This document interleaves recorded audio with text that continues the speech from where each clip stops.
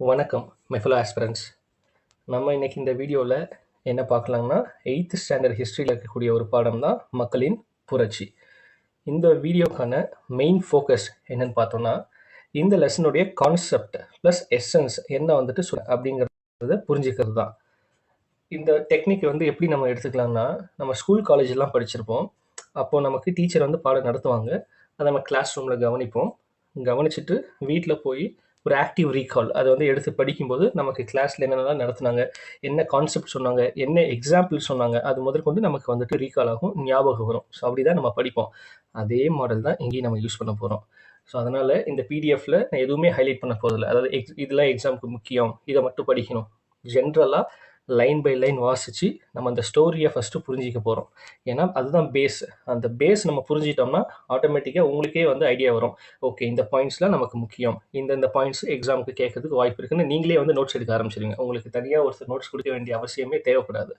சரிங்களா? அதுக்காக தான் நம்ம லைன் பை லைன் வாசித்து அந்த கதையோட அம்சத்தை தெரிஞ்சுக்க போகிறோம். ஃப்ளோ எப்படி இருக்குது, எப்படி ஆரம்பித்து எங்கே முடிஞ்சிருக்கு, அந்த ஈவெண்ட்ஸ்லாம் எந்த மாதிரி வந்திருக்கு அப்படிங்கிறத பார்க்க போகிறோம். சரிங்களா? லெசனுக்குள்ளே போகலாங்களா? ஓகே, மக்களின் புரட்சி இந்த பாடத்துடைய கற்றலின் நோக்கங்கள் என்ன சொல்கிறாங்கன்னா, தமிழ்நாட்டில் பாளையக்காரர் முறை பற்றி அறிதல், அது ஒன்று. ஆங்கிலேயர்களுக்கு எதிராக நடைபெற்ற புரட்சியில் பூலித்தேவர் மற்றும் கட்டபொம்மன் பங்கினை புரிந்து கொள்ளுதல், ரெண்டாச்சுங்களா. மூணாவது தென்னிந்திய புரட்சி பற்றி தெரிந்து கொள்ளுதல். நாலாவது என்ன சொல்கிறாங்க, வேலூர் புரட்சியின் காரணங்கள் மற்றும் விளைவுகளை பற்றி அறிதல். அஞ்சாவது 1857ஆம் ஆண்டு நடந்த பெரும் புரட்சி, அதற்கான காரணங்கள் மற்றும் விளைவுகள். இப்போது இதில் பார்த்தீங்கன்னா ஃபஸ்ட்டு 4 டாபிக் இருக்கு இல்லைங்களா? இந்த 4 டாப்பிக்குமே நம்ம தமிழ்நாட்டில் நடந்த நிகழ்வுகள். இது 1857 பெரும் புரட்சி பார்த்தீங்கன்னா வடக்கில் நடந்தது. ஸோ அப்போ மேலே இது நம்ம எப்படி எடுத்துக்கணும்னா ஐஎன்எம் டாபிக். இது ஐஎன்எம்ல ஒரு முக்கியமான ஒரு டாபிக். அது ரெண்டும் சேர்ந்து தான் இந்த பாடத்தில் கொடுத்துருப்பாங்க. நம்ம சிலபஸாக பார்க்கும்போது மக்களின் புரட்சி ஆங்கிலேயர்களுக்கு எதிராக நடந்த தொடக்க கால கிளர்ச்சிகள் அந்த டாபிக் கீழே வரும். அப்போ நம்ம அந்த முதல் 4 டாபிக் சொல்லியிருக்கோம் இல்லைங்களா, அதை மட்டும் நம்ம படித்தா போதும். இந்த ஐஎன்எம் இதில் வந்துடும். இந்த டாபிக் 1857 அது ஐஎன்எம்ல வந்துடும். பட் ஓவராலாக நம்ம ஒரு பாடமும் எடுக்கும்போது முழுசாக தான் படிக்கணும், நம்ம தெரிஞ்சுக்கணும். ஸோ எந்த டாபிக் எந்த யூனிட்கானது அப்படிங்கிறது நம்ம தெரிஞ்சுக்கிட்டோம்னா ஒரு புரிதலோடு நம்ம படிக்கலாம். அதுக்காக தான். சரி, உள்ள போகலாங்களா? இதுக்கான அறிமுகம் என்ன சொல்கிறாங்க, 1757ஆம் ஆண்டு பிளாசி போருக்கு பின் நாட்டின் அரசியல் சமூக பொருளாதார நிலையை பாதிக்கும் வகையில் ஆங்கிலேயரால் நாட்டின் பல பகுதிகளில் அரசியல் மற்றும் பொருளாதார ஆதிக்கம் ஏற்படுத்தப்பட்டது. 1757க்கு அப்புறம் தான் ஆங்கிலேயர்களுடைய ஆதிக்கம் நம்ம இந்தியாவில் கொஞ்சம் டீப்பாக வருது. அரசியலாகட்டும் பொருளாதார ஆதிக்கமாகட்டும். இது பல திறன்மிக்க நிலக்கிழார்கள் மற்றும் தலைவர்களிடையே அதிகார வேறுபாட்டிற்கு வழிகோலியது. இயற்கையாகவே அவர்களுள் பலர் ஆங்கிலேயர்களுக்கு எதிராக புரட்சியில் ஈடுபட்டனர். ஸோ நம்ம இருக்கிறோம், திடீர்னு ஒருத்தவங்க நம்ம மேலே ஆதிக்கம் செய்கிறாங்க அப்படிங்கிற பட்சத்தில் நமக்கு எதிர்ப்பு வரும். அதுதான் இங்கே சொல்கிறாங்க. அவங்க ஆரம்பத்தில் வரும்போது பெருசாக நமக்கு தெரிஞ்சு கொள்ளாது, எப்படி அவங்க எப்படி உள்ள வந்தாங்க, ஒரு வணிகம் செய்யறதுக்காக வந்தாங்க. அப்போ நம்ம இங்கே ஆட்சியில் இருக்கிறோம். ஸோ வணிகம் தானே வராங்க அப்படின்னு நம்ம விட்டு அது கொஞ்சம் நாள் போக்கில் அவங்களோட ஆதிக்கம் நம்ம அரசியலில் தலையிடும் போது, நம்மளுடைய பொருளாதாரத்தில் தலையிடப்படும் போது தான் நமக்கான எதிர்ப்பே கிளம்புது அங்கேருந்து. அந்த மாதிரி தான் இதுவும். ஆங்கிலேயர்கள் பாளையக்காரர்களிடமிருந்து வருடாந்திர கப்பம் வசூலிக்கும் உரிமை பெற்றிருந்ததாக கருதப்படுகிறது. ஆங்கிலேயர்களுக்கு முதல் எதிர்ப்பு புலித்தேவரால் ஏற்பட்டது. அந்த பாளையக்காரர்கள் ஒருவர் தான் புலித்தேவர். அது பின்னாடி நம்ம பார்க்கலாம். அவருக்கு பின் மற்ற பாளையக்காரர்களான வீரபாண்டிய கட்டபொம்மன், ஊமைத்துறை, மருது சகோதரர்கள் மற்றும் தீரன் சின்னமலை ஆகியோரும் ஆங்கிலேயர்களுக்கு எதிரான எதிர்ப்பினை தெரிவித்தனர். இதான் ஒரு சுருக்கம். இப்போ பாளையங்களின் தோற்றம் கொடுத்துருக்காங்க. இப்போ நம்ம தமிழ்நாட்டில் பாளையங்கள் பிரித்து எல்லாம் அந்த மாதிரி கொடுத்துருந்தாங்க. அப்போ அந்த பாளையங்கள் அதுக்கு ஒரு ஆரிஜின் இருக்கும் இல்லைங்களா, யார் அதை ஆரம்பிச்சிருப்பா, அதுதான் சொல்கிறாங்க. என்ன சொல்கிறாங்க, விஜயநகர ஆட்சியாளர் தங்கள் மாகாணங்களில் நாயக்கர்களை நியமித்தனர். அப்போது இதனோட ஆரிஜின் எங்கேருந்து வருது பாருங்க, விஜயநகர ஆட்சியாளர்கள்லேருந்து வருது. அப்போ அவங்க தான் தமிழ்நாட்டில் அவங்களோட பகுதிகள் இருக்கும், அதை நிர்வாகம் பண்ணுறதுக்கு யாரை நியமனம் செய்கிறாங்க, நாயக்கர்கள் அப்படின்னு ஒரு போஸ்டிங்கை உருவாக்கி அவங்கள இங்கே நிர்வாகத்துக்காக வைக்கிறாங்க. யார்? விஜயநகர பேரரசுகள். அப்படி வச்சதில் மதுரை நாயக்கர் இருக்கார். யார்? விஸ்வநாத நாயக்கர். எப்போ மதுரை நாயக்கராக அவர் வந்துட்டு நியமிக்கப்படுகிறார் 1529 விஸ்வநாத நாயக்கர் மதுரை நாயக்கர் ஆகிறார். யாருக்கு கீழே? விஜயநகர பேரரசுக்கு கீழே. அப்போ நாயக்கர் வந்துட்டு சுதந்திரமான ஒரு தலைவரோ அல்லது ஒரு ராஜாங்கமோ கிடையாது. விஜயநகர அரசு ஒரு செப்பரேட்டா ஒரு போஸ்டிங் மாதிரி வந்து வைக்கிறாங்க நிர்வாகத்துக்காக. அப்படி ஒரு போஸ்டிங் தான் நாயக்கர். அதுல மதுரையை வந்துட்டு ஆட்சி செய்கிற அல்லது நிர்வாகம் செய்கிற நாயக்கர் யாருன்னா மதுரை விஸ்வநாதர். அவரால் தனது மாகாணங்களில் அதிகாரங்களை பெற விரும்பிய சிறுகுடி தலைவர்களை கட்டுப்படுத்த முடியவில்லை. ஸோ அந்த ஏரியாவில் வந்துட்டு அந்த சிறு அந்த மாதிரி இது குறுநில மன்னர்கள் ப்ளஸ் அந்த தலைவர்கள் அந்த மாதிரி ஆட்கள் இருப்பாங்க. ஸோ அவங்களோட இதுக்கு வந்து அவங்களுக்கு அந்த பவர் வரணும் அப்படிங்கிறதுக்கு மறுபடியும் வந்து கிளர்ச்சி பண்ணுவாங்க. அதை அவரால் கட்டுப்படுத்த முடியல. யாரால? விஸ்வநாத நாயக்கரால். அதனால் அவரது அமைச்சர் அரியநாதருடன் கலந்து ஆலோசித்து 1529 பாளையக்காரர் முறையை ஏற்படுத்துகிறார். ஸோ இதுதான் நம்ம தமிழ்நாட்டில் பாளையக்காரர் முறையே வந்துட்டு இன்ட்ரடியூஸ் ஆகுது. எப்போ? 1529. யார் பண்ணுறா? விஸ்வநாதரும் அவருடைய அமைச்சர் அரியநாதரும் 2 பேரும் கலந்து ஆலோசித்து தான் கொண்டு வராங்க. சரிங்களா? அப்படி பாளையக்காரர் முறையை கொண்டு வந்ததுக்கு அப்புறம் என்ன பண்ணுறாங்க? அந்த நாட்டை வந்துட்டு 72 பாளையங்களாக பிரிக்கப்பட்டு ஒவ்வொரு பாளையமும் ஒரு பாளையக்காரரின் கீழ் கொண்டு வரப்பட்டது. அப்போ அந்த நாட்டை வந்துட்டு என்ன பண்ணுறாங்க? 72 பிரிக்கிறாங்க. இப்போ நமக்கு கரண்ட்ல வந்து எக்ஸாம்பிள் தெரிஞ்சுக்கணும், நம்ம தமிழ்நாடு ஸ்டேட் இருக்கு. நிர்வாக வசதிக்காக என்ன பண்ணுறாங்க? அதை வந்துட்டு மாவட்டங்களாக பிரிக்கிறாங்க. உதாரணத்துக்கு ஒரு 30, 40 மாவட்டம், 50 மாவட்டம் அந்த மாதிரி வந்து பிரித்து வந்து பண்ணுறாங்கன்னு வைங்களேன். அதே கான்செப்ட் தான் அப்போ எப்படி பண்ணியிருக்காங்கன்னா, அந்த மதுரை அந்த ஏரியாவை மட்டும் 72 பாளையமாக பிரிச்சிருக்காங்க. ஒரு பாளையமும் ஒருத்தர் கீழே கொடுத்து அவங்களுக்கு வந்து பாளையக்காரர் அப்படிங்கிற பேரும் வந்து கொடுத்துருக்காங்க. இப்போ ஒவ்வொரு பாளையக்காரரும் ஒரு பிரதேசத்தின் அல்லது பாளையத்தின் உரிமையாளராக கருதப்பட்டார். அப்போ அந்த ஒரு பிரதேசம், உங்களுக்கு கீழே ஒரு பிரதேசம் கொடுத்துருக்கேன், நீங்கள் தான் அதுக்கு வந்துட்டு பொறுப்பு அப்படின்னு வந்து சொல்கிறாங்க. அப்போ உரிமையும் கூட வந்து வருது. ஏன்னா நம்ம கீழே வரும்போது நம்ம அதை வந்து பாதுகாக்கணுங்கிற அந்த ஒரு இது வருங்க, மென்டாலிட்டி வரும் இல்லைங்களா? அதுதான் சொல்கிறாங்க. அடுத்தது, இந்த பாளையக்காரர்கள், அப்படி நியமிக்கப்பட்ட பாளையக்காரர்கள் என்ன பண்ணுறாங்க? நாயக்கர்களுக்கு தேவை ஏற்படும் போது இராணுவம் மற்றும் இதர உதவிகளை முழு மனதுடன் செய்தனர். இது வந்து இதுதானே, நார்மல் தானே. ஏன்னா இப்போது நம்ம வந்து ஒரு பிரதேசத்தை ஆட்சி செய்கிறோம். நம்ம ஒரு போர் செஞ்சோ ஒருத்தர்கிட்ட சண்டை போட்டோ அதை வந்து கைப்பற்றலை. நமக்கு மேலே இருக்கவங்க அதை பிரித்து, எப்பா நீ இதை ஆட்சி செஞ்சுக்க, உனக்கு எல்லா உரிமையும் தரேன், எனக்கு தேவையான உதவியை நீ அப்பப்போ செய்யணும் அப்படின்னா நம்ம சந்தோஷமாக ஏற்றுப்போம். ஏன்னா நமக்கு வந்து பவர் வேணும் அப்படின்னு வந்துட்டு நினச்சிட்டு இருக்கிற அந்த டைமில் நமக்கு அவங்களாவே கூப்பிட்டு ஒரு பவர் கொடுக்கும்போது நம்ம அதை ஏற்றுப்போம். ப்ளஸ் அவங்களுக்கு விசுவாசமாக இருக்கவும் நம்ம வந்துட்டு முயற்சி பண்ணுவோம். முயற்சி பண்ணுறதை தாண்டி விசுவாசமாகவும் இருப்போம். அதுதான் வந்து சொல்கிறாங்க. அப்போ பாளையக்காரர்கள் நாயக்கர்களுக்கு தேவை ஏற்படும் போது இராணுவம் மற்றும் இதர உதவிகளை முழு மனதுடன் செய்தனர். பாளையக்காரர்கள் வரிகளை வசூலித்து தாங்கள் வசூலித்த வரி பணத்தில் 1/3 பங்கினை மதுரை நாயக்கருக்கும், பாருங்க 1/3 பங்கு மதுரை நாயக்கருக்கு, அடுத்த பங்கு 1/3 பங்கு வந்துட்டு இராணுவ செலவு இருக்குது. அப்போ நமக்கு கீழே ஒரு பிரதேசம் இருக்குது, அதை நம்ம கரெக்டாக வந்து மெயின்டைன் பண்ணணும் அப்படின்னா நமக்கு கீழே ஒரு படை வச்சுருக்கணும். அந்த படைக்கான செலவாகும் ஒரு இராணுவ செலவு. அது போக மீதி என்ன பண்ணுறாங்கன்னா அவங்களோட சொந்த செலவுக்கு வந்து வச்சுக்கிறாங்க. யாருன்னா அந்த பாளையக்காரர்கள். சரிங்களா? உதாரணமாக எப்படி வச்சுக்கலாம்னா, இப்போ பாளையக்காரர்கள் ஒரு 30 ரூபா வரி வந்துட்டு வசூல் செய்கிறாங்கன்னு வைங்களேன். இப்போ இதை 3 பங்காக பிரிக்கிறாங்க. 10 ரூபா, 10 ரூபா, 10 ரூபா. சரிங்களா? இந்த 10 ரூபாயை வந்து அந்த நாயக்கருக்கு கொடுத்துட்றாங்க. இன்னொரு 10 ரூபாயை அவங்களுடைய இராணுவ செலவுக்கு வந்து வச்சுக்கிறாங்க. கடைசியாக மீதம் இருக்கு இல்லைங்களா, அந்த 10 ரூபாய் வந்து தன்னோட சொந்த செலவுக்கு வச்சுக்கிறாங்க. இப்படி தான் வந்துட்டு அவங்க வந்துட்டு பாளையங்களை வந்துட்டு ஆட்சி செஞ்சுட்டு இருக்காங்க. இப்படி தான் போயிட்டுருக்கு. எந்த பிரச்சனையும் இல்லாமல் போயிட்டுருக்கு. நாயக்கருக்கு கொடுக்குறாங்க, அவங்க செலவுக்கு வச்சுக்கிறாங்க, அவங்களோட படையை மேம்படுத்துகிறாங்க, பிரச்சனையே இல்லாமல் நீட்டாக போயிட்டுருக்கு. இப்போது பாளையக்காரர்களோட புரட்சி ஸோ நீட்டாக போயிட்டுருக்கு. எதனால புரட்சி வருது அதை பார்க்கணும்ல. என்ன சொல்கிறாங்கன்னா, 17 மற்றும் 18ஆம் நூற்றாண்டில் தமிழ்நாட்டின் அரசியலில் பாளையக்காரர்கள் முக்கிய பங்கு வகித்தனர். ஸோ எப்போ வந்து பாளையக்காரர் முறை ஆரம்பிச்சதுன்னா 1529, அங்கே மேலே சொன்ன மாதிரி கிட்டத்தட்ட ஒரு 200 வருஷத்துக்கு வந்துட்டு எந்த பிரச்சனையுமே இல்லை, நீட்டாக போயிட்டு இருந்திருக்கு. அதுக்கப்புறம் தான் ப்ராப்ளம் வந்திருக்கு. என்னங்கிறத பார்க்கலாம். அவர்கள் தங்களை சுதந்திரமானவர்களாகவே கருதி கொண்டனர். ஸோ நமக்கு மேலே ஒருத்தருக்கு நம்ம காசு கொடுத்துட்டு நம்ம வந்து ஃப்ரீயாக ஒரு ஆட்சியை வந்து கொடுத்துட்டு இருக்கோம். அப்போ நமக்கு மைண்டில் என்ன வரும், சரி நம்ம காசு கொடுத்துட்டோம், நம்ம வந்து சுதந்திரமாக நமக்கு என்ன தேவையோ எப்படினாலும் கட்டமைச்சிக்கலாம். ஏன்னா நமக்கு மேலே இருக்கவங்களுக்கு வரி முக்கியம். 3ல் 1 பங்கு கொடுத்துட்டோம்னா அவங்களுக்கு எந்த பிரச்சனையும் இல்லை. நம்ம வந்துட்டு இந்த பிரதேசத்தை எப்படினாலும் நமக்கு தகுந்த மாதிரி கட்டமைச்சிக்கலாம் அப்படிங்கிற ஒரு கான்செப்டில் தான் அவங்க இருந்திருப்பாங்க இல்லைங்களா? இப்போ பாளையக்காரர்களிடையே 2 பாளையங்கள் இருந்தன. அப்போ அந்த பாளையக்காரர்கள் 2ஆக வந்து பிரிஞ்சிருக்கு. எப்படின்னா கிழக்கு பாளையம், மேற்கு பாளையம்.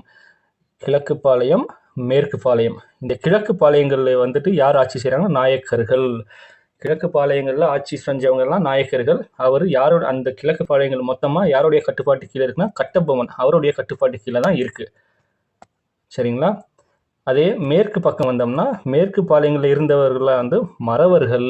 அவங்க யாருடைய கட்டுப்பாட்டு கீழே இருக்காங்கன்னா பூலித்தேவர் கீழே வந்து ஆட்சி செய்கிறாங்க. அதாவது அவங்கவுங்களுக்கு தனித்தனி பாளையங்கள் தான். அந்த மொத்த பாளையத்துக்கு ஒரு ஹெட் ஒருத்தர் இருப்பாருங்களா? அந்த மாதிரி பார்த்தோம்னா கிழக்கு பாளையங்களுக்கு கட்டபொம்மன், மேற்கு பாளையங்களுக்கு வந்து பூலித்தேவர். அப்படிதான் வந்துட்டு இவங்க ஒரு அண்டர்ஸ்டாண்டிங்ல வந்துட்டு ஆட்சி செஞ்சுட்டு இருக்காங்க. இந்த 2 பாளையக்காரர்களும் இங்கதான் முக்கியமான பாயிண்ட் வருது பாருங்க. ஆங்கிலேயர்களுக்கு கப்பம் கட்ட மறுத்து கிளர்ச்சியில் ஈடுபட்டனர். இதுதான் மெயின். ஆங்கிலேயர்கள் உள்ள வந்துடுறாங்க.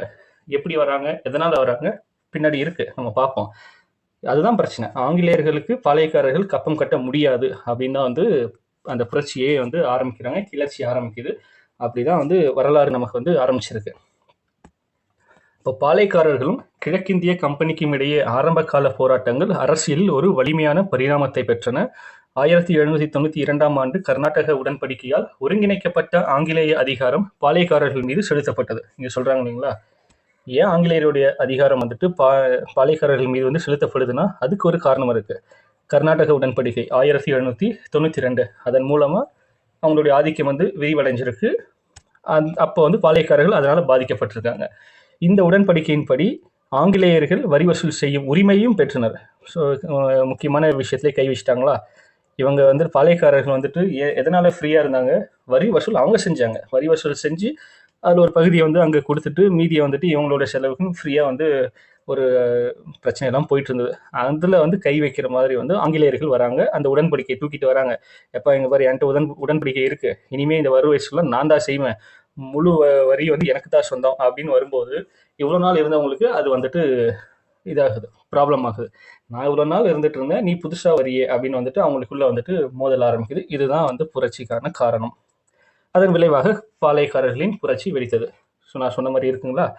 ஸோ அடுத்தது யாரை பற்றி கொடுத்துருக்காங்க, புலித்தேவர் பற்றி கொடுத்துருக்காங்க. ஸோ பாளையக்காரர்கள் அதனுடைய பாளையங்கள் எப்படி ஆரம்பிச்சது, யார் கீழே ஆரம்பிச்சாங்க, எப்படி கொண்டு வந்திருந்தாங்க, எப்படி பிரிச்சிருந்தாங்க, கிழக்கு பாளையம் என்ன, மேற்கு பாளையம் யாரு, இந்த டீட்டெயில்ஸ் பார்த்துட்டோம். பாளையக்காரர்களுக்கும் ஆங்கிலேயர்களுக்கும் எதனால அந்த புரட்சி அந்த கிளர்ச்சி வந்தது அப்படிங்கிறதுக்கான ஒரு காரணத்தையும் பார்த்துட்டோம். இப்போ புலித்தேவர் பற்றி பார்க்கலாம். இந்தியாவில் ஆங்கில ஆட்சியை எதிர்ப்பதில் தமிழ்நாட்டில் முன்னோடியாக இருந்தவர் யாருன்னா புலித்தேவர் தான். ஒரு முக்கியமான பாயிண்ட்டும் கூட. ஸோ பாயிண்ட்லாம் நம்ம பின்னாடி பார்க்கலாம், இப்போ கதையை மட்டும் பார்க்கலாம். அவர் திருநெல்வேலியின் அருகில் இருந்த நெற்கட்டும் செவல் என்ற பாளையத்தின் ஆட்சியாளர். ஸோ இவர் வந்துட்டு இந்தியாவில் வந்து ஆங்கில ஆட்சி எதிர்ப்பதில் தமிழ்நாட்டில் முன்னோடியாக இருந்தவர் வந்து இந்த புலித்தேவர். இவர் ஆட்சி செய்த பாளையம் எதுனா நெற்கட்டும் செவல். எங்கே இருக்குன்னா திருநெல்வேலி பக்கத்தில் இருக்கு. அவரது ஆட்சி காலத்தில் வந்துட்டு என்ன நடக்குதுன்னா, ஆற்காடு நவாபான முகமது அலிக்கும் ஆங்கிலேயருக்கும் கப்பம் கட்ட மறுத்து அவர்களை எதிர்க்க தொடங்கினார். அதுதான் பிரச்சனை. இப்போ இவரோட ஆட்சி காலத்தில் என்ன வருது, ஆற்காடு நவாபு ப்ளஸ் ஆங்கிலேயர் 2 பேருமே வந்துட்டு இவரை வந்துட்டு டிஸ்டர்ப் பண்ணுறாங்க. எதுக்கு, வரிக்காக. அப்போ உங்ககிட்ட வரி கட்ட முடியாது அப்படின்னு சொல்லி தான் அந்த எதிர்ப்பே வந்து ஆரம்பிக்குது. அப்படி எதிர்க்க தொடங்கிட்டா என்ன பண்ணுவோம், நம்ம சும்மா இருப்பாங்களா அவங்க, நீ என்னையே வந்து எதிர்க்கிறியா, அப்போ 2 பேரும் சேர்ந்து வரோம் பாரு அப்படின்னு வந்து 2 பேரும் சேர்ந்து இவரை வந்து அட்டாக் பண்ணுறதுக்கு வராங்க. எப்படி வராங்க, ஆற்காடு நவாப் மற்றும் ஆங்கிலேயரின் கூட்டுப்படைகள், தனித்தனியாக வரல, 2 பேரும் சேர்ந்து ஒருத்தர் இவன் காலி பண்ணுவோம் அப்படின்னு வராங்க. அப்படி வந்து புலித்தேவரை தாக்கினர். ஆனால் அக்கூட்டுப்படைகளை திருநெல்வேலியில் புலித்தேவரால் தோற்கடிக்கப்பட்டன. எவ்வளோ பெரிய விஷயம் பாருங்க, 2 பேர் சேர்ந்து வந்து அட்டாக் பண்ணியிருக்காங்க. புலித்தேவர் வந்துட்டு ஜெயிச்சிட்டாரு, அதில் அவங்கள அடித்து வந்து ஓட விட்டுறாரு. இது எங்கே நடக்குது, திருநெல்வேலியில் நடக்குது. ஏன்னா அவருடைய பாளையம் எங்கே இருக்குது, திருநெல்வேலி பக்கத்தில் தான் இருக்குது. அப்போ அந்த திருநெல்வேலி அவரோட பாளையத்துக்குள்ளே என்ட்ராக விடலை பாருங்க, திருநெல்வேலியிலே நிறுத்தி அவங்கள வந்துட்டு அடித்து வந்துட்டு விரட்டிட்டாப்புல யார், புலித்தேவர். ஸோ ஃபர்ஸ்ட் ரவுண்டில் புலித்தேவர் ஜெயிச்சிட்டாரு. யாருக்கு, ஆங்கிலேயர் வெர்சஸ் புலித்தேவர் அப்படி வச்சுக்கலாம். அதில் வந்து ஜெயிச்சிட்டாரு இல்லைங்களா. அடுத்தது இந்தியாவில் ஆங்கிலேயருடன் போரிட்டு அவர்களை தோற்கடித்த முதல் இந்திய மன்னர். ரொம்ப முக்கியமான ஒரு இன்ஃபர்மேஷன். எவ்வளோ சூப்பராக சொல்லியிருக்காங்க பாருங்க. முதல் இந்திய மன்னர். ஆங்கிலேயருக்கு இதுக்கு முன்னாடி ஆங்கிலேயர் கூட வந்து போட்டி வந்து போர் செஞ்சிருப்பாங்க. இந்த மாதிரி வந்து பிரச்சனை வந்திருக்கும், நடந்திருக்கும். ஆனால் அதில் வந்து ஆங்கிலேயர்கள் வெற்றி பெற்றிருப்பார்கள். அந்த வகையில் ஆங்கிலேயரோட போரிட்டு அவர்களை தோற்கடித்த முதல் இந்திய மன்னர் அப்படின்ற பெருமை யாருக்குன்னா நம்ம தமிழ்நாட்டை சேர்ந்த புலித்தேவருக்கு தான் இருக்கு. அதை தான் சொல்றாங்க. இந்த வெற்றிக்கு பிறகு அவர் என்ன பண்ணிட்டாரு, சரி நம்ம ஜெயிச்சிட்டோம் அப்படின்னு வந்து அசால்ட்டா இல்லை, திரும்ப வர்றதுக்கு வாய்ப்பு இருக்கு அப்படின்னு வந்துட்டு என்ன பண்றாரு, புலித்தேவர் நவாப் மற்றும் ஆங்கிலேயரை எதிர்க்க பாளையக்காரர்களின் கூட்டமைப்பை உருவாக்க முயன்றார். நம்ம ஃபர்ஸ்டே பார்த்தோம் இல்லைங்களா, இங்கே கொடுத்துருப்பாங்க பாருங்க. கிழக்கு அதாவது மேற்கு பாளையம் வந்துட்டு புலித்தேவரோட கட்டுப்பாட்டில் இருக்குன்னு நம்ம சொன்னோமா, அப்போ அவர் ஒரு ஹெட், ஒரு நாமினல் ஹெட். அதாவது அந்த இடத்துல வந்துட்டு அவருடைய பவர் வந்து அதிகமாக இருக்கும். அவர் என்ன பண்ணுறாரு, பாளையக்காரர்கள் எல்லாத்தையுமே ஒன்றா சேர்ந்து ஒரு கூட்டமைப்பாக வந்து சேர்க்கலாம். ஏன்னா நம்ம தனியாக சண்டை போடுறதுக்கும் ஒரு 4-5 பேரோட சேர்ந்து சண்டை போடுறதுக்கும் வித்தியாசம் இருக்குது. அப்போ அவர் என்ன நினைக்கிறாரு, திரும்ப இவங்க வர்றதுக்கு வாய்ப்பு இருக்குது, நம்மக்கிட்ட வந்தது மாதிரி மற்றவங்ககிட்ட போகிறதுக்கு வாய்ப்பு இருக்குது. அப்போ நம்ம எல்லாம் ஒன்றா சேர்ந்து நின்னோம்னா நம்மளை வந்துட்டு தாக்க வந்தாங்கன்னா நம்ம அவங்களோட எதிர்த்து சண்டை போட்டு ஜெயிக்க முடியும் அப்படிங்கிற ஒரு கான்செப்டில் ஒரு கூட்டமைப்பை வந்து உருவாக்க முயன்கிறார். அந்த டைமில் என்ன ஆகுதுன்னா, 1759 யூசுப் கான் தலைமையில் வந்துட்டு மறுபடியும் நெற்கட்டும் செவலை வந்து தாக்குறாங்க. யார், யூசுப் கான் ப்ளஸ் வந்து நவாப், இவங்க 2 பேரும் மறுபடியும் வராங்க. யூசுப் கான் யாருன்னா ஆங்கிலேயரோட பிரதிநிதி தான். இவர் வந்து ஆங்கில படையில் இருக்கக்கூடிய ஒரு ஆள் தான் யூசுப் கான். இதை ஞாபகம் வச்சுக்கோங்க, இவர் ஒரு முக்கியமான கேரக்டர். இவரை பற்றின டீட்டெயில்ஸ் இந்த லெசனில் இருக்காது, ஹையர் லெவல்ஸில் படிப்போம். இங்கே ஜஸ்ட் ஒரு லைன் தான் கொடுத்துருப்பாங்க. அப்போ ஃபர்ஸ்ட் ரவுண்டு வந்து தோத்துட்டு போயிட்டாங்க யாரும், ஆங்கிலேயரும் நவாபும். செகண்ட் ரவுண்ட் வராங்க 1759. இந்த போர் எங்கே நடக்குதுன்னா அந்த நல்லூரில் நடக்குது. ஸோ இப்போ இந்த போரில் என்ன ஆகுது, புலித்தேவர் தோற்கடிக்கப்படுகிறார். ஏன்னா அந்த அளவுக்கு வந்து திறமை வாய்ந்தவர் வந்து யூசுப் கான். ஸோ அவர் தலைமையில தான் வருது. அவர் தலைமையில் ஆர்காட் நவாப், முன்ன வந்து கூட்டுப்படைகள் 2 சேர்ந்து வந்தாங்க. இப்போ எனக்கு கீழே நீ வா, நான் பார்த்துக்கிறேன் அப்படின்னு சொல்லி யூசுப் கான் வந்துட்டு படையை கூட்டிகிட்டு போய் நெற்கட்டும் சேவலை வந்து அட்டாக் பண்ணி இவரை வந்து ஜெயிச்சிடுறாரு. அப்போ புலித்தேவர் தோத்ததுக்கு அப்புறம் என்ன ஆகுறாரு, அங்கேருந்து வந்துட்டு தலைமறைவாயிறாரு. 2 வருஷத்தில் வந்துட்டு என்ன ஆகுதுன்னா 59 வராங்க. 61 ஆர்காட் நவாபின் படைகள் நெற்கட்டும் செவலை கைப்பற்றியது. ஆர்காட் நவாப் படைகள்னா அவர் தான், யூசுப் கான் தான். அவர் கீழே வந்த படை தான் வந்து கைப்பற்றிடுறாங்க. அப்போது கோட்டை நம்ம கைவசனத்துலேருந்து போயிடுச்சு. இவர் என்ன பண்ணுறாரு, புலித்தேவர் தலைமறைவாக வந்து வாழ்கிறாரு. தலைமறைவு வாழ்க்கை வாழ்ந்து வந்தவர் என்ன பண்ணுறாரு, 1764, அதாவது 61 வந்து கைப்பற்றினாங்க. 64 இவர் வந்து மீண்டும் கைப்பற்றாரு. 1761 அவர் கையை விட்டு போயிடுச்சு. 1764 கிட்டத்தட்ட 3 வருஷம் வந்துட்டு தலைமறைவாக இருந்து சரியான சான்ஸ் வந்துட்டு எதிர்பார்த்துட்டே இருக்காரு. எப்படா நமக்கு ஒரு சான்ஸ் கிடைக்கும், நம்ம திரும்ப நம்ம கோட்டையை வந்து கைப்பற்றலாம் அப்படின்னு. அதற்கு ஒரு காரணமும் இருக்குது. ஏன்னா இந்த 3 வருஷமும் வந்துட்டு அந்த இடத்த ஆட்சி பண்ணவர் யாருன்னா யூசுப் கான் தான். அவர் வந்து இறந்துருவார். அதை நம்ம ஏங்கிறதையும் நம்ம வந்துட்டு பின்னாடி பார்க்கலாம். கட்டப்பா மாதிரி யூசுப் கானை கொன்னவனும் வந்துட்டு ஆங்கிலேயர்கள் தான். முதுகில் குத்துன மாதிரி வராது, அவர் மேலே வந்துட்டு இது துரோகத்தை சுமத்தி வந்து இது பண்ணிடுவாங்க. அது ஒரு கான்செப்ட். அப்போ அவர் இறந்துட்டாரு. இறந்ததுக்கப்புறம் அந்த இடத்த டிஃபெண்ட் பண்ணுறதுக்கு ஆள் இல்லை. கரெக்டாக அந்த டைமில் இவர் உள்ள போந்து மறுபடியும் வந்துட்டு கைப்பற்றுகிறார். அதுதான் இங்கே 1764 வந்துட்டு மீண்டும் கைப்பற்றுகிறாரு. அதுக்கப்புறம் எப்பயும் போல் ஆட்சி செஞ்சிட்டு இருக்காரு. அடுத்து ஒரு 3 வருஷத்தில் 1767 கேப்டன் கேம்பல் அப்படிங்கிறவர் திரும்பவும் வந்துட்டு நெற்கட்டும் செவலில் போர் செய்ய வர்றாரு. ஏன்னா நம்ம ஃபர்ஸ்ட் ரவுண்டு இவர் ஜெயிச்சிட்டாரு, செகண்ட் ரவுண்டு அவங்க வந்து ஆங்கிலேயர்கள் ஜெயிச்சிட்டாங்க. யூசுப் கான் இருந்தார், அவர் வந்துட்டு துரதிர்ஷ்டவசமாக அவர் இறந்து போயிடுறாரு. அப்போ மறுபடியும் இவர் வந்து கைப்பற்றினால ஆங்கிலேயருக்கு இது ஒரு ஈகோ கிளாஷ். ஸோ நம்மக்கிட்ட இருந்து மறுபடியும் கை மாறி போயிடுச்சு, நம்ம கையை விட்டு போயிடுச்சு, அப்போ திரும்ப அதை பிடிக்கணும் அப்படின்னு வந்துட்டு என்ன பண்ணுறாங்க, ஒரு 3 வருஷம் கேப் எடுத்து 1767 கேப்டன் கேம்பல் அப்படிங்கிற தலைமையில் வந்துட்டு மறுபடியும் வந்துட்டு ஆட்கள் அனுப்புகிறாங்க. அப்போவும் வந்துட்டு சண்டை நடக்குது. அந்த சண்டையில் இவரை வந்துட்டு புலித்தேவரை மொத்தமாக வந்து காலி பண்ணிடுறாங்க. அவர் வந்துட்டு அந்த போரில் வந்துட்டு இறக்க மாட்டார். அங்கேருந்து தப்பிச்சு தலைமறைவாக வாழ்ந்து தனது நோக்கம் நிறைவேறாமலே இறந்து போகிறார். அதாவது திரும்ப அவர் கைப்பற்றணும்னு நினைக்கிறாரு, பட் அதுக்கான சந்தர்ப்பம் அவருக்கு அமையல. இவங்க அந்த சந்தர்ப்பத்தை விடவும் இல்லை, யாரும் ஆங்கிலேயர்கள். ஸோ அதோட இவருடைய புலித்தேவருடைய புரட்சி முறியடிக்கப்படுது. அதுக்கு மேலே ஏன்னா அவர் திரும்ப வரவே இல்லை, ஸோ அவர் அந்த பிக்சர்லேயே இல்லை, அவ்வளோதான். நெற்கட்டும் செவல் அந்த பாளையம் பார்த்தீங்கன்னா முழுக்க ஆங்கிலேயருடைய கட்டுப்பாட்டுக்குள்ளே போயிடுது. ஸோ இதுதான் வந்து புலித்தேவருடைய அந்த ஒரு வரலாறு. ஸோ எப்படி ஆரம்பித்து எப்படி முடிச்சிருக்காரு பாருங்க. ஃபர்ஸ்ட் வந்து அவர் வந்துட்டு ஆங்கிலேயர் கூட இது கூட்டுப்படையை தோற்கடிச்சிடுறாரு. அதுக்கப்புறம் வந்துட்டு இங்கே இருக்கு பாருங்க, என்னது கூட்டமைப்பு, பாளையக்காரர்களின் கூட்டமைப்பு வந்து உருவாக்க வந்து ட்ரை பண்ணுறாரு. அதுக்குள்ளே வந்துட்டு யூசுப் கான் அவரோட திறமையான ஒரு படை வீரர் வந்துடுறாப்புல. அவர் வந்துட்டு இவரை தோற்கடிச்சு அந்த நெற்கட்டும் செவலை கைப்பற்றியாரு. 3 வருஷம் கேப் விழுவுது. அதுக்கப்புறம் யூசுப் கான் இறந்துடுறாரு. இறந்ததுக்கப்புறம் திரும்பவும் அந்த சான்ஸை பயன்படுத்தி புலித்தேவர் வந்து அவரை கேப்சர் பண்ணிடுறாரு. திரும்ப அவருடைய ராஜ்யத்தை வந்து மீண்டும் வந்துட்டு கைப்பற்றுறாரு. அது ஒரு 3 வருஷம் நல்லா போகுது. மறுபடியும் 67 கேப்டன் கேம்பல் வந்துட்டு திரும்பவும் புலித்தேவரை தோற்கடிச்சிட்டு கைப்பற்றுறாரு. அதுக்கப்புறம் புலித்தேவர் எந்த ஆக்டிவிட்டீஸுமே இல்லை, தலைமறைவாக இருக்கார். கடைசி வரைக்கும் திரும்ப அவரை வந்து அவரால் கேப்சர் பண்ணவே முடியல. அவர் இழந்த நிலத்தை அதோட புலித்தேவர் முடியுது. சரிங்களா? அடுத்தது வந்து வீரபாண்டிய கட்டபொம்மன். பாண்டியர்களின் கீழ் நிலமானிய அடிப்படையில் பாஞ்சாலங்குறிச்சியை தலைநகராக கொண்டு ஜெகவீரபாண்டிய கட்டபொம்மன் வீரபாண்டியபுரத்தை ஆட்சி செய்தார். ரொம்ப முக்கியமானது. பாஞ்சாலங்குறிச்சி வந்து ஸ்ட்ரெயிட்டாக பாளையத்துக்கு கீழே வரல. அதுக்கு முன்னாடி வந்து எப்படி இருந்திருக்கு, பாண்டியர்களுக்கு கீழே இருந்திருக்கு அந்த வீரபாண்டியபுரம். எப்படின்னா நிலமானிய அடிப்படையில். ஸோ அந்த நிலத்தை கொடுத்துருக்காங்க, நீங்கள் வந்து ஆட்சி நிர்வகிங்க அப்படின்ட்டு பாண்டியர்கள். அப்போ அதை ஆட்சி செஞ்சவர் யாருன்னா ஜெகவீரபாண்டிய கட்டபொம்மன். அவர் தான் வீரபாண்டிய கட்டபொம்மனுடைய அப்பா. அவருடைய தலைநகர் ஏதாவது வச்சிருக்காங்க, பாஞ்சாலங்குறிச்சியாக வச்சிருக்காங்க. பின்னர் நாயக்கர்களின் ஆட்சியில் பாளையக்காரர் ஆனார். பாண்டியருக்கு அப்புறம் வந்துட்டு இவங்க விஜயநகர பேரரசு வந்தது. விஜயநகர பேரரசில் நாயக்கர் வராரு. நாயக்கர் வந்ததுக்கப்புறம் இவர் வந்துட்டு ஒரு குறுநில மன்னராக இருந்திருக்கலாம், தெரியல, டீட்டெயில்டாக கொடுக்கல. ஆனால் அதுக்கு நாயக்கர்கள் வந்ததுக்கப்புறம் இவர் வந்து அந்த 72 பாளையக்காரரில் இவரும் ஒருத்தராக மாறிடுறாரு. ஆனால் முதன்மை பாளையக்காரராக இருக்கு. ஏன்னா கிழக்கு பாளையத்துக்கு இவர் தான் வந்துட்டு ஹெட். அந்த இவரோட கட்டுப்பாட்டில் தான் இருந்திருக்கு. கிழக்கு பாளையத்துலேருந்து மொத்த பாளையமே இவருக்கு வந்து கட்டுப்பாடில் இருந்திருக்கு. இவர் சொன்னால் அவங்க கேட்பாங்க. அந்த மாதிரி சேம் புலித்தேவர் மேற்கு சைடு. அப்போ வீரபாண்டிய கட்டபொம்மன் ஜெகவீரபாண்டியனுக்கு பின் அவரது மகன், அதான் சொல்கிறாங்க பாருங்க, கட்டபொம்மன் வீரபாண்டிய கட்டபொம்மன் பாளையக்காரர். அவருக்கு அப்புறம் அவரது மனைவி யார், வீரபாண்டிய கட்டபொம்மனுடைய மனைவி வந்துட்டு ஜக்கம்மாள். அவருக்கு 2 தம்பிங்க இருக்காங்க, ஊமைத்துறை மற்றும் செவத்தையா. ஸோ இதனுடைய ஒரு சின்ன ஒரு இன்ஃபர்மேஷன் இவரை பற்றி, கட்டபொம்மனை பற்றி. இங்கேயும் ஆற்காடு நவாப் வராரு. எதனாலன்னு பாருங்கள்.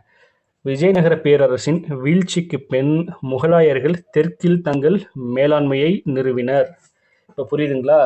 நம்ம ஆரம்பத்தில் இந்த பாளையக்காரர் வந்து ஸ்டார்ட் பண்ணதே யார், விஜயநகர பேரரசு தான். அந்த நாயக்கருக்கு ஒரு போஸ்டிங் கொடுத்துருப்பாங்க. அவங்க வந்துட்டு இந்த பாளையக்காரரை வந்து ஸ்டார்ட் பண்ணியிருப்பாங்க.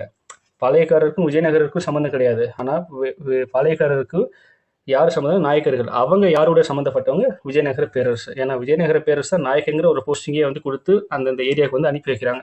ஸோ அவங்களோட வீழ்ச்சிக்கு பிறகு நம்ம தெற்கில் வந்து அவங்களுடைய மேலாண்மை வந்துட்டு ஆட்டோமேட்டிக்காக குறைஞ்சிருக்கும். ஸோ அந்த டைமில் அந்த கேப்பை யார் ஃபில் பண்ணியிருக்கா, முகலாயர்கள். இப்போ இந்த ஆற்காடு நவாபு யார் கீழே வராங்க, முகலாயர் கீழே வராங்க. கர்நாடகாவில் நவாப் முகலாயர்களின் பிரதிநிதியாக செயல்பட்டார். அங்கே விஜயநகர பேரரசுக்கு பிரதிநிதியாக எப்படி நாயக்கர்கள் இருந்தார்களோ அதே மாதிரி முகலாயர்களுக்கு பிரதிநிதியாக வந்துட்டு நவாப் வந்துட்டு செயல்பட்டிருக்காரு. பாஞ்சாலங்குறிச்சி பாளையமும் நவாபின் ஆளுகையின் கீழ் கொண்டு வரப்பட்டது. இப்போ நாயக்கர்கிட்ட இருந்து கை மாறி முகலாயர்கிட்ட போயிடுச்சு. முகலாயர் கீழே வந்துட்டு நவாப் வந்து வராப்புல. இதுதான் இங்கேயும் வந்து பிரச்சனையாகுது. அப்போ நவாப் வந்து வந்த உடனே என்ன பண்ணுவார், சும்மா இருப்பாரா? நமக்கு வருவாய் வேணும், அப்போ எனக்கு வரி கொடு அப்படிங்கிற வந்து ஆகும். எனவே அது நவாபிற்கு கப்பம் கட்ட பணிக்கப்பட்டது. ஆஸ் யூஷுவல் பணம் தான் பிரதானம், அதுதான் பிரச்சனை. அப்போ எனக்கு நீ வரி கட்டணும் அப்படி வந்து ஆரம்பிக்கிறாங்க. ஆனால் அதுக்கப்புறமும் பாருங்களேன், சேம் 1792 கர்நாடக உடன்படிக்கை வந்துட்டு இந்த நிலைமையும் முற்றிலும் மாறுது. ஏற்கனவே ஒருத்தன் வந்து புதுசாக வந்து வரி கேட்டுட்டு இருக்கான், அவனுக்கே கொடுக்க மாட்டேன்னு சொல்லிட்டு இருக்கோம். இப்போ புதுசாக இன்னொரு ஆள் நீ வர, யார், ஆங்கிலேயர், இந்த உடன்படிக்கையை தூக்கிட்டு வர பாரு, இனிமே வந்துட்டு எனக்கும் நீ வரி கொடுக்கணும் அப்படின்னு. கம்பெனி பாஞ்சாலங்குறிச்சியிலிருந்து வரி வசூல் செய்யும் உரிமையும் பெற்றது. ஆல்ரெடி முகலாயர்கள் இருக்காங்க, இப்போ இன்னொரு ஆள் வரீங்க, எத்தனை பேருக்கு நான் கொடுக்கறது அப்படின்னு வந்துட்டு டென்ஷன் ஆகிறாப்புல. அப்போ கப்பம் வசூலித்ததே கட்டபொம்மனுக்கும் ஆங்கிலேயருக்கும் இடையான மோதலுக்கான முதன்மை காரணம். நீ வந்துட்டு என்கிட்ட மறுபடியும் வந்து என்னோட விசுவாசம் வந்து நாயக்கர்களுக்கு. ஸோ அப்போ அவங்க இல்லை அப்படிங்கும் போது வந்துட்டு அந்த ஆட்சி வந்து செதஞ்சிருச்சுன்னா அவங்க கீழே இருந்தவங்க ஆட்டோமேட்டிக்காக வந்துட்டு சுதந்திரமாக இருப்பாங்க. அதுதான் வந்து இங்கே ஒரு பாயிண்ட்ல சும்மா சின்னதாக மென்ஷன் பண்ணியிருப்பாங்க, தங்களை சுதந்திரமானவர்களாக கருதி கொண்டனர். இங்கே ஒரு பாயிண்ட் இருக்கு இல்லைங்களா, அது வந்து அப்பவும் பொருந்தும் இப்பவும் பொருந்தும். நாயக்கருக்கு கீழே இருக்கும்போதும், ஏன்னா அந்த டைமில் வரி கொடுத்துட்டா வேலை முடிஞ்சுது. அப்போது நம்ம ஃப்ரீடமாக வந்து நமக்கு நினைச்சதை வந்து செய்ய முடியும். அதே ஆட்சி அவங்க நமக்கு கொடுத்த பொறுப்பாளரே அந்த இடத்துல வந்து சதிச்சுட்டாங்க, அவங்களோட இது இல்லை அப்படிங்கும்போது அப்போ இன்னும் நமக்கு ஃப்ரீடம் கிடைச்ச மாதிரி. ஏன்னா அவங்க நம்மளை கண்ட்ரோல் பண்ணுறதுக்கு யாரும் இல்லை, வரி கொடுக்கணுங்கிற அவசியமே இல்லை. ஸோ அப்போ வரி கொடுக்க தேவையில்லைங்கிற ஒரு நிலைமையில இருக்கும்போது புதுசாக உள்ள வந்து ஒருத்தர் கேட்கும்போது பிரச்சனையாகுது. அதுதான் இங்கேயும் சொல்கிறாங்க. அப்போ கட்டபொம்மன் ஜாக்சன் சந்திப்பு. கட்டபொம்மன் யாரு, ஜாக்சன் யாரு பார்க்கலாம். கட்டபொம்மன் நம்ம மேலே பார்த்துட்டோம். ஜாக்சன் வந்துட்டு ராமநாதபுர கலெக்டர் காலின் ஜாக்சன். இவர் தான் வந்துட்டு ராமநாதபுரத்தோட கலெக்டர். இவர் என்ன பண்ணுறாரு, 1798 நிலுவையில் இருக்கக்கூடிய தொகையை செலுத்த சொல்லி கட்டபொம்மனுக்கு வந்து கடிதம் எழுதுறார். அப்போல்லாம் இதுதான் வந்துட்டு மெயினான ஒரு கம்யூனிகேஷன் டூல், இது லெட்டர்ஸ். இப்போ கட்டபொம்மன் என்ன சொல்கிறாப்புல, நாட்டின் பஞ்சத்தின் காரணமாக நிலுவையை செலுத்தும் சூழ்நிலையில் தான் இல்லை என்று பதில் எழுதுகிறார். என்னோட நாட்டில் பஞ்சம், என்னால் இப்போ வரி கட்டுற நிலைமைக்கு நான் இல்லை அப்படின்னு வந்து இவர் பதில் கொடுக்குறாரு. பதிலை கேட்டோடனே ஜாக்சன் வந்து கோபம் வந்துடுது. எனவே கோபம் அடைந்த ஜாக்சன் கட்டபொம்மனை தண்டிக்க ஒரு படையை அனுப்ப முடிவு செய்கிறார். இல்லைன்றியா, நான் படையை அனுப்புறேன் பாரு அப்படிங்கிற மாதிரி ஒரு தோரணை. இருப்பினும் சென்னை அரசாங்கம், இவர் வந்துட்டு ஜஸ்ட் ஒரு கலெக்டர், ஒரு ஏரியாவுடைய கலெக்டர், பட் அது எல்லாமே வந்துட்டு ஒரு கலெக்டிவாக ஒருத்தங்க கீழே இருக்கும். அதுதான் வந்து சென்னை அரசாங்கம். இப்போ சென்னையில் இருக்கும், மும்பை, அதுக்கப்புறம் வந்து கொல்கட்டா, அந்த மாதிரி வந்து முக்கியமான நகரத்தில் வந்து இருக்கும். அந்த மாதிரி சென்னை அரசாங்கம், ஆங்கிலேயருடைய அரசாங்கம் என்ன பண்ணுறாங்க, கட்டபொம்மனுக்கு அழைப்பு அனுப்பி ராமநாதபுரத்தில் ஒரு கலந்துரையாடலுக்கு ஏற்பாடு செய்யும்படி கலெக்டருக்கு வழிகாட்டுது. எடுத்த உடனேலாம் நீ ஆள் அனுப்ப வேணாம், நீ என்ன பண்ணு, ஃபர்ஸ்ட் ஒரு சிட்டிங்க்கு கூப்பிடு, உட்காந்து பேசுங்க, பேசி ஒரு இது சமரசத்துக்கு வந்து வாங்க அப்படிங்கிற மாதிரி வந்து ஒரு வழிகாட்டல் சொல்கிறாங்க. யார், சென்னை அரசாங்கம். ஸோ அதுபடி இவங்க என்ன பண்ணுறாங்க, 1798 கட்டபொம்மன் தனது சிவசுப்பிரமணியத்துடன் ராமநாதபுரத்தில் கலெக்டரை சந்தித்தார். ஸோ சென்னை அரசாங்கம் சொன்ன மாதிரி இவர் கட்டபொம்மனும் அதை வந்து ஏற்றுக்கிட்டு அவரோட அமைச்சர் சிவசுப்பிரமணியம் அவரையும் கூட கூப்பிட்டுட்டு போகிறாங்க. எப்போ, 1798 இவரை வந்து மீட் பண்ணுறதுக்கு, ஜாக்சனை மீட் பண்ணுறதுக்கு. ராமநாதபுரத்தில் கலெக்டரை சந்தித்தார். 1080 பக்கோடா பாக்கியை தவிர பெரும்பாலான வரியை கட்டபொம்மன் செலுத்திவிட்டதை கணக்குகள் சரிபார்த்தலுக்கு பின் அறிந்த ஜாக்சன் சமாதானம் அடைகிறார்.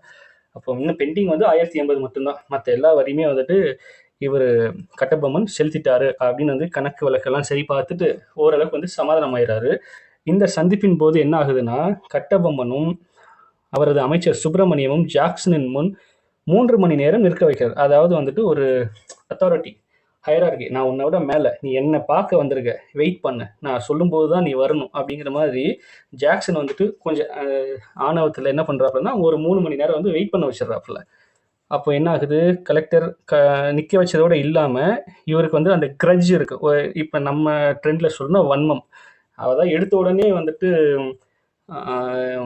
ஜாக்சனோட பேச்சு இவர் கேட்கல இல்லையா, இவர் கட்டபொம்மன். ஏன்னா பதில் அனுப்புகிற அளவுக்கு கட்டபொம்மன் வந்து ஒரு வீரமாக இருந்தார். சென்னை அரசாங்கம் உள்ள வந்து தான் இந்த ஒரு மீட்டிங்கே அரேஞ்ச் பண்ணது. அப்போது நம்ம சொன்னதுக்கு அங்கே மதிப்பு இல்லை அப்படிங்கிற ஒரு சின்ன ஒரு கிரட்ஜ் வச்சுட்டு என்ன பண்ணுறாப்புல, கட்டபொம்மனையும் அவரது அமைச்சரையும் அவமானப்படுத்தி கைது செய்யவும் வந்து முயற்சி பண்ணுறாரு. எந்த அளவுக்கு அவர் ஜாக்சன் யோசிக்கிறார் பாருங்க, என்னையே நீ அவமதிச்சிட்ட, அப்போ நான் அவனை வந்து அரெஸ்ட் பண்ணுறேன் அப்படின்ட்டு. அந்த டைமில் அவருடைய தம்பி, கட்டபொம்மனுடைய தம்பி வந்துட்டு என்ன பண்ணுறாரு, உள்ளே வந்துடுறாரு. அப்போ கட்டபொம்மன் தனது அமைச்சருடன் தப்பிக்க முயன்றார்.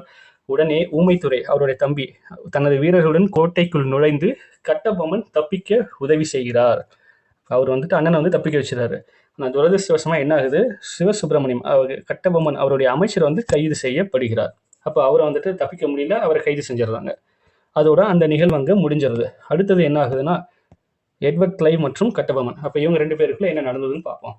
பாஞ்சாலங்குறிச்சி திரும்பிய பின் அங்கிருந்து தப்பிச்சு பாஞ்சாலங்குறிச்சி வந்துட்டாரு யாரு, கட்டபொம்மன். என்ன பண்றாருன்னா, கலெக்டர் காலின் ஜாக்சன் அவரிடம் தன்னிடம் நடந்து கொண்டதை விவரித்து சென்னை கவுன்சிலுக்கு ஒரு கடிதம் எழுதுறாரு. ஐயா, நான் இந்த மாதிரி போனேன், இப்படி பிரச்சனை ஆயிடுச்சு, இந்த இவர் ஜாக்சன், கலெக்டர் ஜாக்சன் வந்து இந்த மாதிரிலாம் பண்ணியிருக்காரு அப்படின்னு வந்து டீட்டெயில்டாக ஒரு கடிதத்தை எழுதி அனுப்புறாரு. கடிதத்தை கண்ட சென்னை கவுன்சிலின் கவர்னர் எட்வர்ட் கிளைவ் என்ன பண்ணுறாரு, கட்டபொம்மனை சரணடைய ஆணையிடுகிறார். ஸோ அவங்க வந்து என்ன இருந்தாலும் ஆங்கிலேயர்கள் இல்லையா விட்டு கொடுக்க மாட்டாங்க. அப்போ என்ன பண்ணுறாரு, ஸோ எங்கால வந்து ஒன்று அரெஸ்ட் பண்ணுறது தானே வந்துட்டு இது பண்ணார், சரணடை, மேற்கொண்டு என்னங்கிறத நம்ம வந்துட்டு விசாரித்து ஒரு முடிவு எடுப்போம் அப்படின்னு வந்து இவங்க வந்து திரும்ப சொல்கிறாங்க. யார், எட்வர்ட் கிளைவ். எட்வர்ட் கிளைவ் தான் கட்டபொம்மனை வந்துட்டு சரணடைய வந்து ஆணையிடுகிறாரு. ஸோ அதை வந்துட்டு நம்ம மறக்கக்கூடாது. ஜாக்சன் கிடையாது, எட்வர்ட் கிளைவ். அப்போ சென்னை கவுன்சில் கட்டபொம்மனை ஒரு குழுவின் முன்னிலையில் வரக்கூடியது. அதே மாதிரி அந்த டைமில் சிவசுப்பிரமணியம் அவரையுமே வந்து விடுதலை செய்யப்பட்டதுடன் கலெக்டர் ஜாக்சன் அவருடைய தவறான அணுகுமுறைக்கு வந்துட்டு பதவி நீக்கமும் செய்யப்படுகிறார். ஸோ ஓரளவுக்கு வந்துட்டு நியாயமாக இருந்திருக்காங்க. ஓகே, ஜாக்சன் பண்ணது தப்பு அப்படின்னு வந்துட்டு அவரை பதவி நீக்கம் செஞ்சுட்டு, அதை பதவி நீக்கமே செஞ்சுட்டு அவருக்கு பதிலாக புதுசாக ஒரு கலெக்டரை வந்து போடுறாங்க, எஸ்ஆர் லூஷிங்டன். அவரை ரீப்ளேஸ் பண்ணி வந்தவர் யார்? ஜாக்சன் துரையை ரீப்ளேஸ் பண்ணி வந்தவர் தான் எஸ்ஆர் லூஷிங்டன். ஸோ அந்த நிகழ்வுகள்லாம் நம்ம இவர் வீரபாண்டிய கட்டபொம்மன்ங்கிற படமே வந்துட்டு இவர் சிவாஜி நடிச்சிருப்பாரு. நல்ல படம். அவருடைய டைலாக்ஸ் தான் நல்லாயிருக்கும். நீர் தான் ஜாக்சன் துரையோ அப்படின்லாம் வந்துட்டு கேட்டிருப்பாரு. ஸோ அது அந்த நிகழ்வு தான் அந்த ராமநாதபுரத்தில் நடந்த நிகழ்வு. ஸோ அதுக்கப்புறம் ஜாக்சனுமே வந்து இடமாற்றம் செஞ்சிடறாங்க. பதவி நீக்கமே செஞ்சிடறாங்க. அவருக்கு பதிலாக எஸ்ஆர் லூஷிங்டன் வந்துடுறாரு. இவர் கட்டபொம்மனையுமே வந்து ரிலீஸ் பண்ணிடுறாங்க. அவருடைய அமைச்சர் சிவசுப்பிரமணியத்தையும் ரிலீஸ் பண்ணிடுறாங்க. ஆங்கிலேயர்கள்ட்ட இருக்கக்கூடிய கெட்ட பழக்கமா இல்லை அது ஒரு ஸ்மார்ட்டான வேவா அப்படிங்கிறது தெரியல. என்ன பண்ணுவாங்கன்னா, தனக்கு அகெயின்ஸ்டா ஒருத்தர் வந்துட்டு ஒரு வேலையை செஞ்சிருக்காரு அப்படின்னா அது நியாயமா இருந்தாலும் அவங்க மேல கண் வச்சிருவாங்க. அதே மாதிரிதான் கட்டபொம்மன் மேலேயுமே வந்து கண் வைக்கிறாங்க. ஏன்னா அவர் முறையிட்டு அவர் பக்கம் நியாயம் இருந்து அவர் இது பண்ணிட்டாரு, ப்ரூவ் பண்ணி அதை வெளியில வந்துட்டாப்ல. இருந்தாலும் அவர் மேல வந்து ஒரு சாஃப்ட் கார்னர் கண் வச்சுட்டே இருக்காங்க. இந்த டைம்ல என்ன ஆகுதுன்னா, சிவகங்கையுடைய பாளையக்காரர் மருது பாண்டியர் அவர் வந்துட்டு அருகில் இருந்த பாளையக்காரர்களை ஒன்றிணைத்து ஆங்கிலேயர்களுக்கு எதிராக தென்னிந்திய கிளர்ச்சியாளர்களின் கூட்டமைப்பு என்ற ஒரு கூட்டமைப்பை வந்து உருவாக்கிறார். இங்க இருக்கு பாருங்க, தென்னிந்திய கிளர்ச்சியாளர்களின் கூட்டமைப்பு. அப்போ இது வரைக்கும் தனித்தனி பாளையமா சண்டை போட்டுட்டு இருந்தோம். நம்ம என்ன பண்ணலாம், எல்லாம் ஒன்னா சேர்ந்து ஒரே கூட்டமைப்பா ஆங்கிலேயருக்கு எதிராக வந்துட்டு நம்ம வந்து சண்டை போடுவோம் அப்படின்னு வந்துட்டு ஒரு கான்செப்ட் வந்து கொண்டு வராரு. அந்த கூட்டமைப்பு ஒரு பிரகடனத்தையும் வெளியிடுது, அதாவது ஒரு அறிக்கை. அது என்னதுன்னா திருச்சிராப்பள்ளி அறிக்கை. ரொம்ப ஃபேமஸான அறிக்கை, திருச்சிராப்பள்ளி அறிக்கைன்னு வந்துட்டு சொல்றாங்க.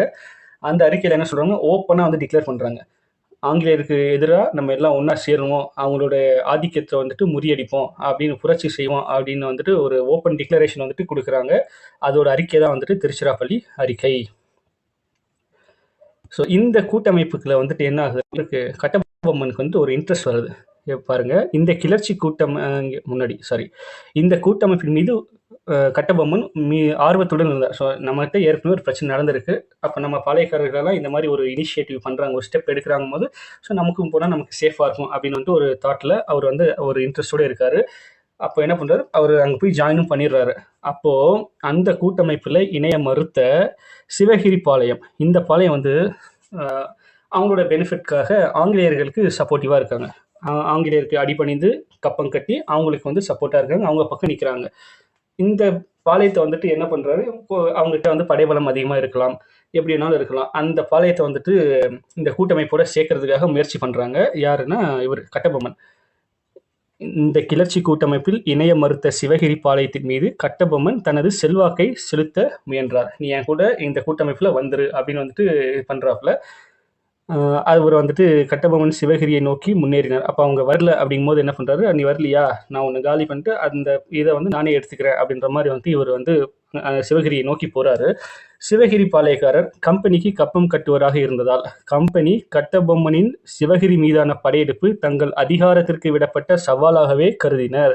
நான் சொன்னேன் இல்லைங்களா, சிவகிரி பாளையக்காரங்க வந்துட்டு ஆங்கிலேயர்களுக்கு ஆதரவாக இருக்காங்க, கப்பம் கட்டிட்டு நமக்கு எந்த பிரச்சனையும் வரக்கூடாது அப்படின்னு இருக்காங்க.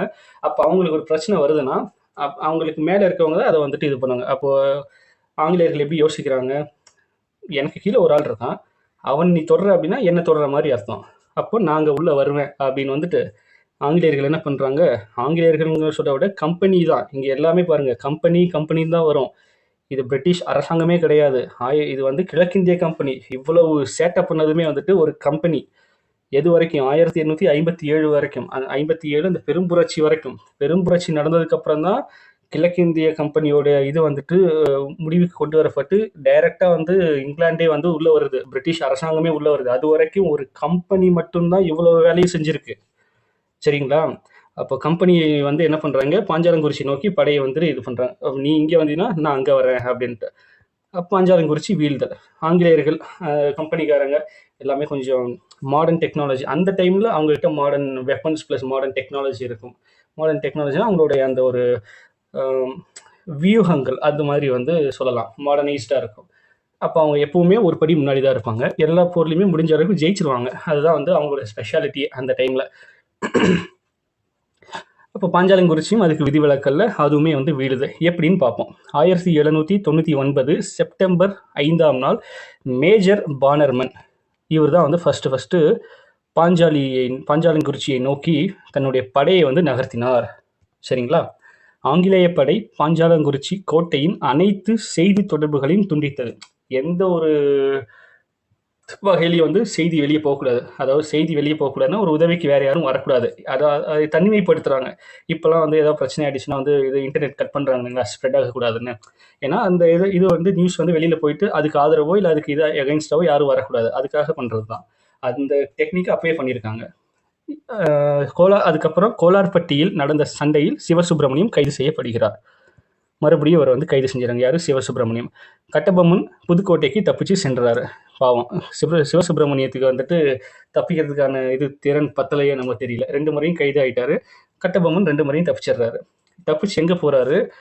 களப்பூர் காடுகளில் மறைந்திருந்த கட்டபொம்மன் தப்பிச்சு களப்பூர் காடுகளுக்கு போயிடுறாரு. இங்கேயும் பாருங்க துரோகத்தால தான் வீழ்த்தப்படுறோம்.